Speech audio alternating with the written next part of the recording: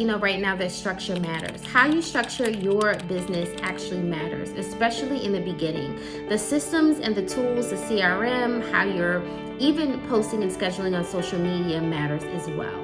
I was told by someone that I coached the other day that, well, she said she only had a few clients and so she didn't have success stories.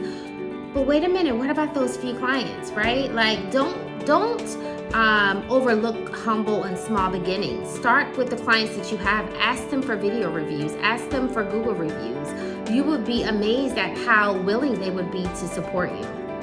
Here's the thing. If you are struggling right now today in this moment with getting clients for your cleaning business, I'm here to let you know that the next 30 days you can change that.